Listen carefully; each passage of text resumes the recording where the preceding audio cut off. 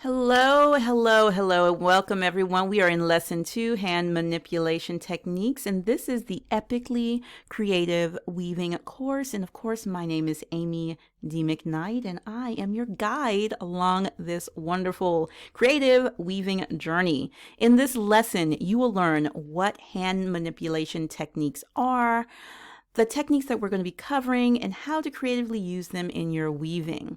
All right, so let's get a good overview of what we're going to be looking at.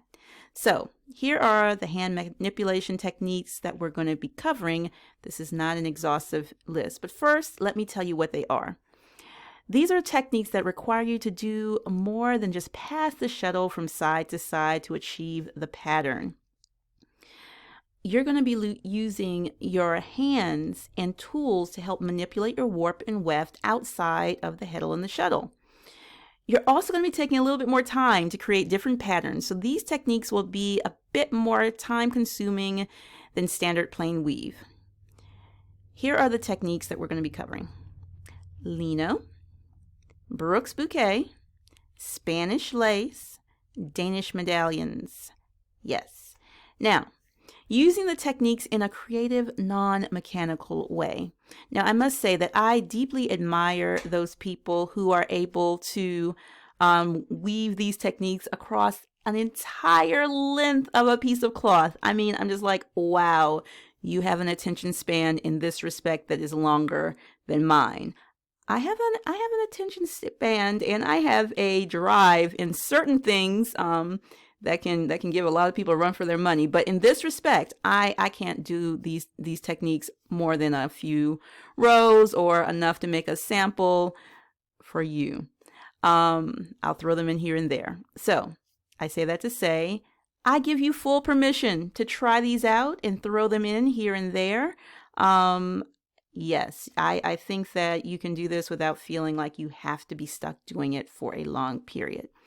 As you learn these new techniques, resist the urge to make them perfectly or to feel like you have to continue a method past the point where it's enjoyable. Pretty much what I was trying to say. Learn them, play with them, add them to your toolbox, your repertoire of ways to create beautiful music with your weaving.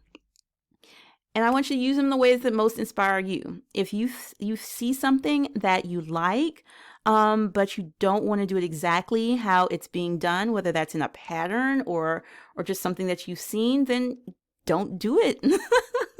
Don't do it in that way. Do it the way that makes you happy. I mean, my goodness, this is your loom. This is your weaving. Who are you doing it for, if not yourself? This is a place where you can be selfish if you want to.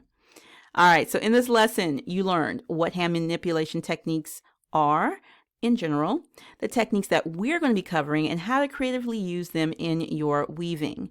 So make a note of the techniques that stand out to you, that you would like to try out.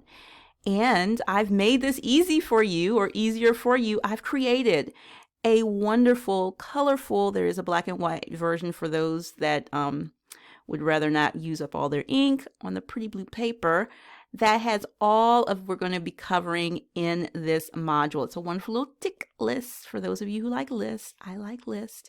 And it will allow you to go through in the module and tick off the skills as you learn them. The link is in the description. Yes. And of course, I'm going to invite you to join my weaving community. I mean, hey, why wouldn't I? I think it's an amazing place. We got some amazing weavers in there. I mean, there are people in there that are way, way, way more creative than I am, way more talented weavers than I am, and I feel privileged to be in there with them, that we can all learn together. So I want to invite you to join the weaving community.